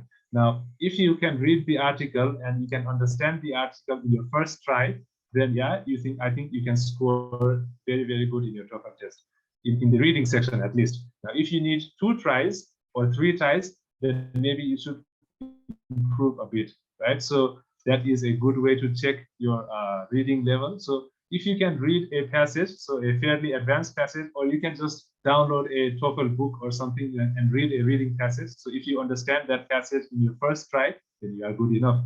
So that means you are very good, not just good enough. But you still need to understand it. But if you don't understand it, even after reading it 4 times or 5 times, then I think you need to improve your English reading skill a bit more. For that, you need to maybe read some books or read some articles. So practice it a bit more. Now for listening, the same thing goes for listening as well. So if you can watch a movie without looking at the subtitles or without looking at the captions, and you can understand every dialogue, then your listening skills are already very, very good. Now, if you need help with that, then that means your English listening skill, it needs a bit of improvement. Now for speaking, there are 3 criteria for speaking. Now speaking and writing, they are a bit complex, so I will try to be very short. Both of those skills, there are 3 criteria. The first one is delivery. So the delivery criteria means you need to speak continuously for the entire period of time. So you are given, for example, if your question asks you to speak for 45 seconds, you need to speak for the entire 45 seconds. You need to speak without any pauses. You need to speak without any, if you think of some words, you might do or like, words like this, you should not use them. You should be continuous in your speech, and you should have a good intonation pattern and good stress patterns. So this is about your speaking. The second criteria is your language use, which means you need to use good grammar. You need to use a variety of sentence types. You need to use the correct tense. You need to use the correct structures. So if everything is correct, then that is also a plus point for you in your speaking or in your writing, right? And the final one is the topic development. Which means you have to answer the question very clearly. You need to not jumble between ideas. You need to have a continuous flow of ideas. You need to organize your ideas very properly. So these are the criteria for your speaking and writing. So if you are good at those, then you are already good enough for the TOEFL test. So I think you should judge yourself based on that. But so I'm sorry, I cannot tell you if you need to be basic or intermediate or upper intermediate, because I'm not familiar with that criteria. So it depends. So I hope I answered the question. Thank you, teacher, for your exact explanation. ဟုတ်အဲ့ဒါဆိုရင်တခြားဘာများမေးချင်တာရှိကြသေးလဲမသိဘူးเนาะ လေ IELTS test နဲ့ပတ်သက်ပြီးတော့ mention လို့ပေါ့နော်အဲ့ဒါဒီပေါ့နော်ကိုကဒီ writing မှာကျတော့ IELTS test ကဟိုဘယ်ပြောရမလဲဒီသူတို့ရပေါ့နော်ဒီ criteria ကိုပို့ပြီးတော့ကြည့်ရလားဒါမှမဟုတ်ဘူးဆိုရင်သူတို့ရဒီ essay ပဲဒီဘယ်လိုမျိုးလို့ structure ကိုပို့ကြည့်ရလားပေါ့နော် structure ဆိုတာကဒီ essay ကိုဘယ်လိုမျိုးပုံဖော်ရဲတရုပ်ဖော်ရဲပေါ့နော်အဲ့လိုလှပတရုပ်ဖော်တည်ကျူးနိုင်နေဆိုပုံစံသူတွေကပို့ပြီးအလေးပေးရလားပေါ့ဒါမှမဟုတ်ဘူးဆိုရင်ဒီ criteria ကိုပို့အလေးပေးရပေါ့အဲ့ IELTS test ကသမေးပွဲကဘယ်ဟာကိုပို့ပြီးအလေးပေးသွားလဲပေါ့နော် speaking နဲ့တူတူပါပဲ criteria ကိုပို့ကြည့်ရလားဒါမှမဟုတ်ဘူးဆိုရင်ဒီ idea တို့ဒါမှမဟုတ်ဆိုရင်ပို့ပြီးတော့ဟို clearly express လုပ်နိုင်တဲ့ဟာမျိုးကိုကြည့်ရလားအဲ့ဒါကြတော့ तू က IELTS က तू ကသူ့ရဲ့ criteria ၄ခုရှိရလေ writing ဆိုရင်ပထမတစ်ခုက text response သူကဘာကိုမေးရလဲဆိုတော့မေးခွန်းကမေးထားတာကိုဖြေမှုဒီမှာမေးခွန်းကထားပါတော့ do you agree or disagree ဆိုရင်ကိုယ့်ရဲ့ opinion ပါမလားဆိုအဲ့အမှတ်လျှော့ပြီအဲ့တော့ number 1ချက်က text response text response ကဘာရေးစစ်သေးလဲဆိုတော့ word count က text 1ဆိုရင် minimum 150 text 2ဆိုရင် minimum 250အဲ့ဟာမှမပြည့်ဘူးဆိုရင်တော့အမှတ်လျှော့တယ်အဲ့မှာ၄ပုံတစ်ပုံစလျှော့ပြီနောက်တစ်ခုကကျတော့ coherence and cohesion သူကကျတော့ကိုယ့်ရဲ့ idea တွေကိုဘယ်လိုတစ်ခုနဲ့တစ်ခုဆက်ပြီးတော့ရေးတတ်လဲရောက်တော့မဟုတ်ဘူးကိုရောက်လဲဒီရောက်လဲမဟုတ်ဘူးပြီးတော့အဲ့ idea တွေဘယ်လို link လုပ်သွားလဲပေါ့ဘယ်လိုပြီးဖြန့်ကျက်သွားလဲဆိုတော့စစ်တာအဲ့တော့ idea ကကျတော့အဲ့ဘိုင်းမှာစတာပြီးတော့၄ပိုက်ခွဲထားမှု၄ပိုက်မခွဲဘူးဆိုရင်လည်းအမှတ်လျှော့တယ်အဲ့ဒါ လေးပိုက်လည်းခွဲတယ်စာပိုက်တွေလည်းခွဲတယ်ပြီးတော့ idea ကိုလည်းတစ်ခုပြီးတစ်ခုဖြန့်ပြသွားနိုင်တယ်ဆိုရင်အဲ့အမှတ်ရတယ်ဟာပြီးရင်နောက်တစ်ခုကကျတော့ vocab ကကျတော့ topic related ပထမဆုံးက topic related vocab လို့ခေါ်တယ်သူကမိကုန်းနဲ့ဆိုင်တဲ့ vocab ပေါ့ဒီက collocation တွေမှန်ရမယ်နောက်တစ်ခုကကျတော့ advanced words တွေအဲ့ကျတော့နည်းနည်းဆလာပပရေးတဲ့ဟာအပိုင်းပေါ့ဒီမှာဆိုရင်ကိုကစနော်နယ်နေလည်းအများကြီးသုံးတတ်တယ်လို့အဲ့လိုမျိုးဆိုရင်ဒီပိုင်းအမှတ်ရတယ်နောက်ဆုံးတစ်ခုက grammatical range and accuracy လို့ခေါ်တာသူကကျတော့ကိုယ့်ရဲ့ tense တွေကမှန်ရမယ် tense တွေ grammar structure တွေအကုန်မှန်ရမယ်อ่ะပြီးရင်ရိုးရိုး simple sentence တွေမကသေးဘူး compound တွေ complex တွေရေးတတ်ရမယ်အဲ့လေးခုလုံးနဲ့အမှတ်ဖြတ်ပြီးတော့မှသူက overall band score တွက်ပေးတာဥပမာဆိုရင် test response ကိုသူမှာ criteria ရှိပြီးသားဘယ်လူဆိုရင်ဘယ်လိုပုံစံရေးထည့်ရမယ်ဆိုတော့ဒီမေကွန် exam ရဲ့အမှတ်ပေးစီမင်း public version ရှိရယ်စာအုပ်တိုင်းမှာရှာလို့ရတယ်အဲ့အလိုက်ဥပမာဆိုရင်ထားပါတော့ test response က band 9 coherence က band 9vocab ကကျတော့ band 8ပြီးတော့ grammar က band 8ဆိုရင်သူက 8.5 လောက်ပေးတယ်အဲ့လိုမျိုးဖြတ်ပေးသွားတာ speaking လည်းတူတူပဲ speaking ကျတော့သူက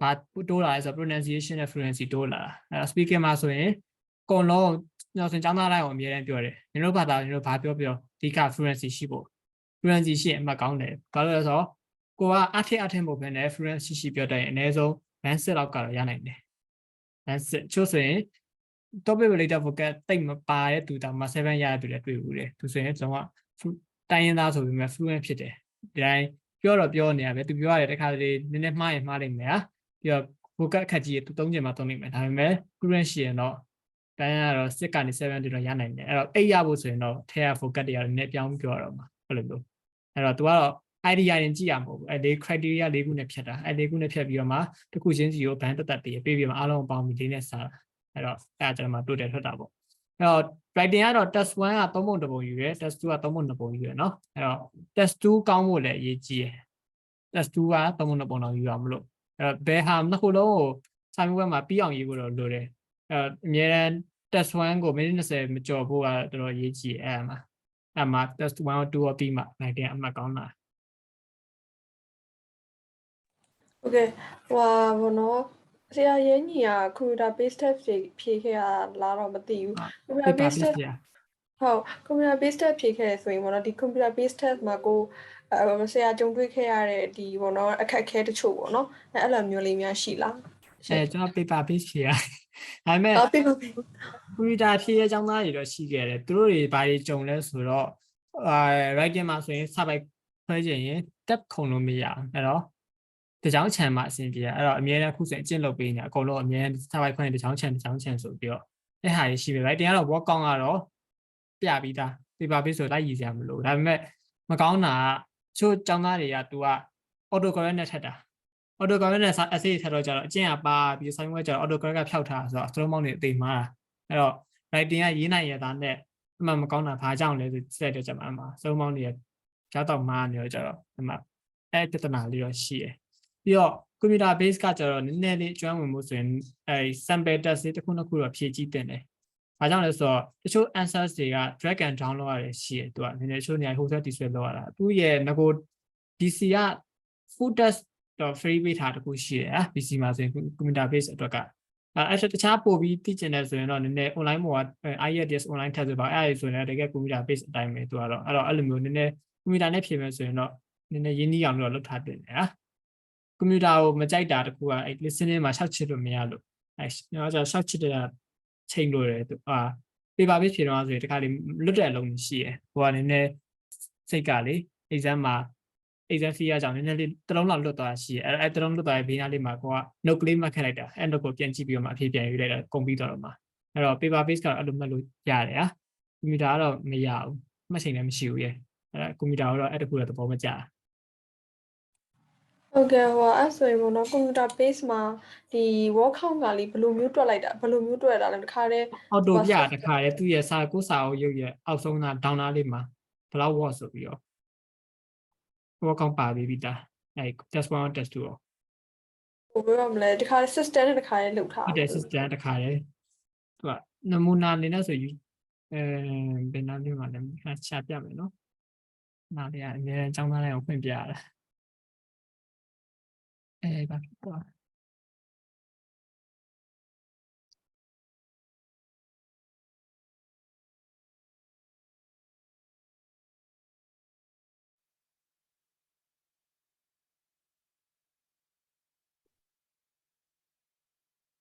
Yes, sample တော့ရှိရအပင်နာလေးမှာလည်းမှတ်ပြီးတော့လို့ YouTube မှာလည်းရှိရသူက computer base ကဘယ်လိုလေးလဲဆိုတာfamiliarization လားမသိဘူး right ထင်ရတာမျိုး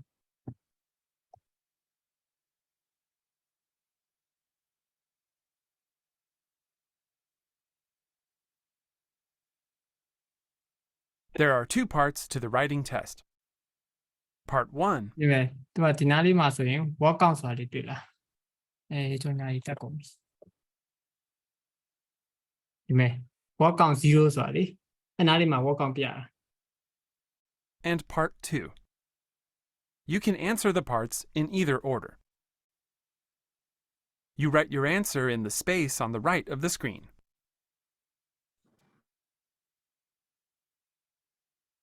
ဒီမဲ့နော်364တင်တယ်ဒီလား work count တစ်ခါရပြသွားတာအဲ့တော့လွယ်တယ်ရ work count ဘာမှမခက်ဘူးဒါပေမဲ့အပိုက်ခွဲဖို့ဆိုရင်တော့တစ်ချောင်းချန်ခဲ့လိုက်တက်ခုံလို့မရအောင်တက်မခုံနဲ့တစ်ချောင်းမချန်ခဲ့လိုက်အဲ့ဒါပဲသူကတော့ဒီအရင်ရှာကြည့်လို့ရတယ်ကွန်ဒီမှာဆိုရင် PC page မှာလည်းရှိတယ် computer page နဲ့ပတ်သက်ပြီးတော့ဘယ်လိုလဲဆိုတာအကုန်လုံးအဲ့တော့ highlight လုပ်တာရပါရောအကုန်ပါတယ်ဟာအဲ့တော့ဒီဟာလေးကြည့်လိုက်ရင်တော့အဆင်ပြေမယ်ထင်တယ် Okay အဲ့ဒါ computer base လားခုန computer page ဟောဒါဆို paper base ကကြတော့ဒီရင်ကိုတစ်လုံးချင်းစီတွေ့ရတာပေါ့နော်တစ်လုံးချင်းစီတော့မတွေ့ရအောင်မြန်နီးရပါလဲဆိုတော့စာကြောင်းတစ်ကြောင်းကိုဘယ်နှလုံးရှိလဲပေါ့ပြန်မြ10လုံးရှိတော့ကိုကဘယ်နှကြောင်းရေးပြီးလဲဟိုမှာဆိုရင် introduction 5ကြောင်း body 1 type ပါတော့9ကြောင်းပေါ့ body 2လည်း9ကြောင်း conclusion က3ကြောင်းဆိုပါဆိုအဲ့ဒါဆိုရင်14ရယ်8ရယ်25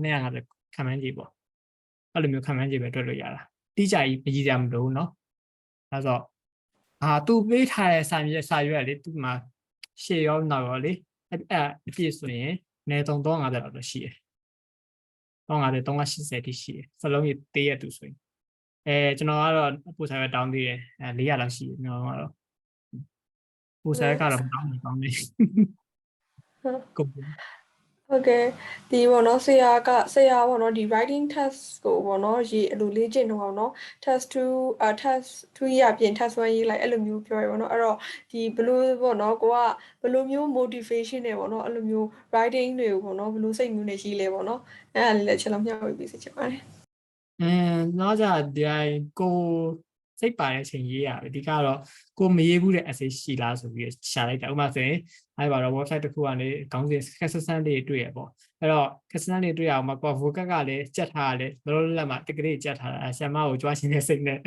essay ကောက်ရေးဖြစ်တယ်အဲ့လိုမျိုးဒီကထိုင်ဝဲမဖြစ်ခင်နောက်ဆုံး2ရက်ကဆိုတနေ့ရက်နဲ့ test 1ကို15ပုတ်ထိုင်နေရေးခဲ့တာအဲ့လိုပြင်စိတ်ပိုင်ရေးတယ်မပိုင်မရေးတော့ဟုတ်ကဲ့နည်းတော့ပုံမှန် consistent ရှိဖို့တော့လိုပါပေါ့တော်တော်များ writing စဉ်ရေးရတာပြင်းနေတယ်တန်းထဲမှာလည်းအဲ့လိုပဲနည်းချော့ရေးထိုင်ရတာဟုတ်ကဲ့ဟုတ်ကျေးဇူးတင်ပါတယ်ရှင်ဟုတ်ကဲ့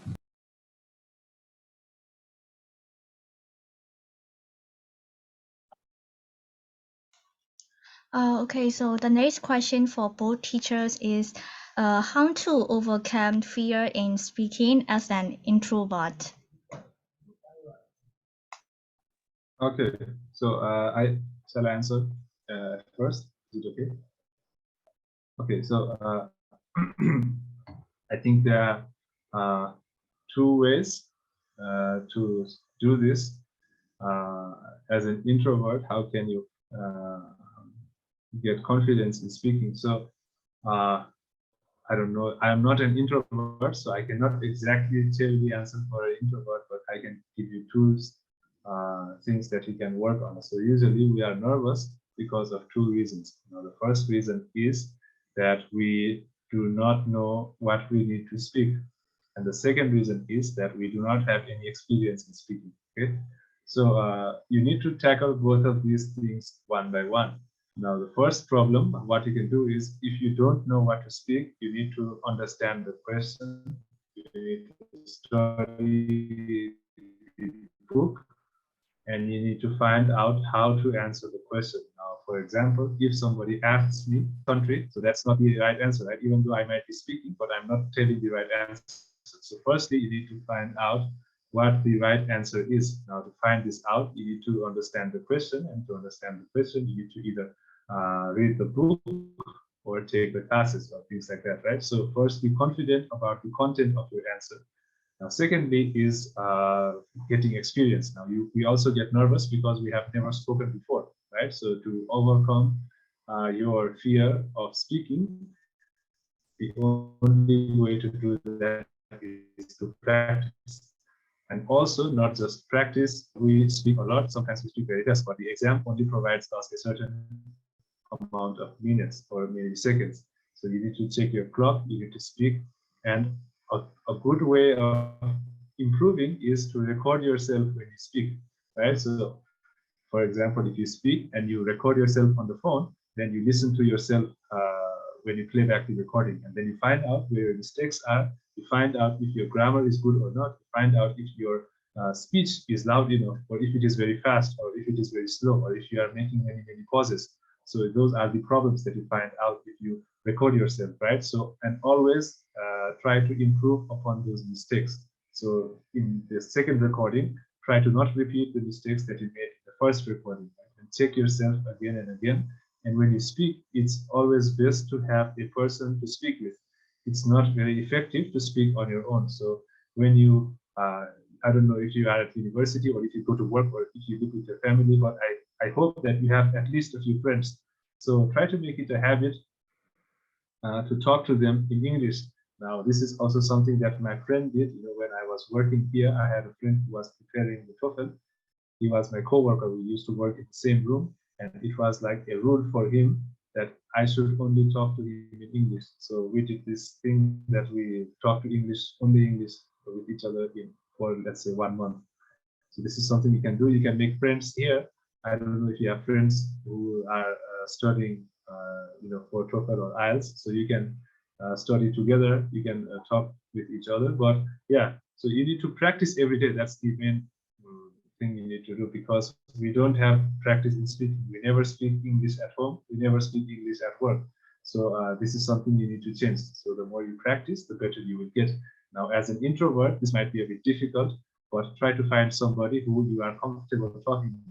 Maybe your family, or maybe your siblings, maybe your best friend, or try to find somebody and try to practice and try to improve every time you speak. So those are my suggestions.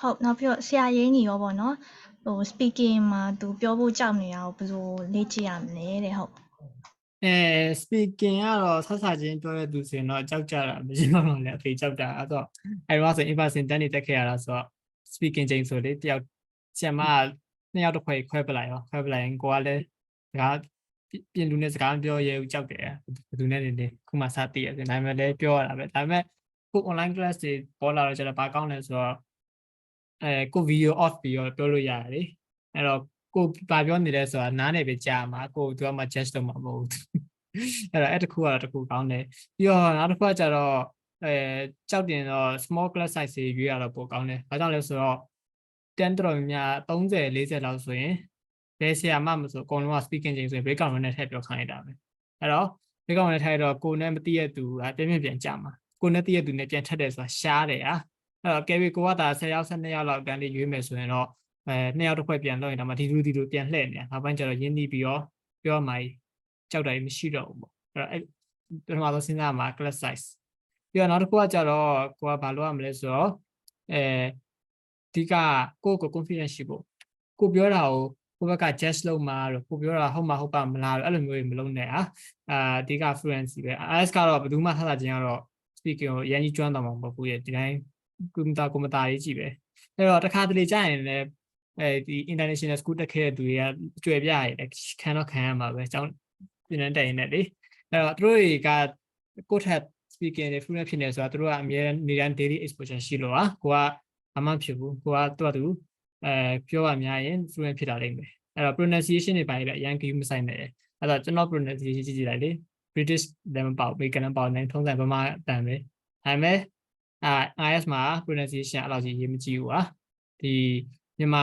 pronunciation နဲ့ပြောလဲနိုင်ရတွေ့လည်းရှိရပဲအဲ့တော့ဒီက introvert ဖြစ်စေ extrovert ဖြစ်စေဘာနေနေကိုကပြောရမှာကြောက်တယ်ဆိုရင်အရင်ဆုံး video off ပြီးတော့ပြောကြည့်ပေါ့ပြီးရင်နည်းနည်းကိုယ်နဲ့ရင်းနှီးရဲ့တွေနဲ့ပတ်ချလည်းရိုက်ပြီးပြောကြည့်အမှန်မှာကိုတော်တော်ရင်းနှီးလာပြီဆိုရင်ပြောရဲသွားလိမ့်မယ်ကြာတော့အဲ့ဒါပဲ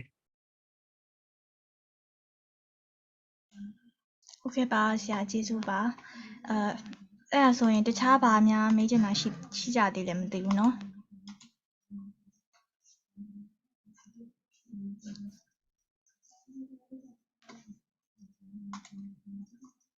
တခြားမေးချင်တဲ့မေးခွန်းပေါ့เนาะဟိုဟာ TOEFL ဖြစ်ဖြစ် IELTS ဖြစ်ဖြစ်မေးချင်တာများရှိကြသေးလားမသိဘူး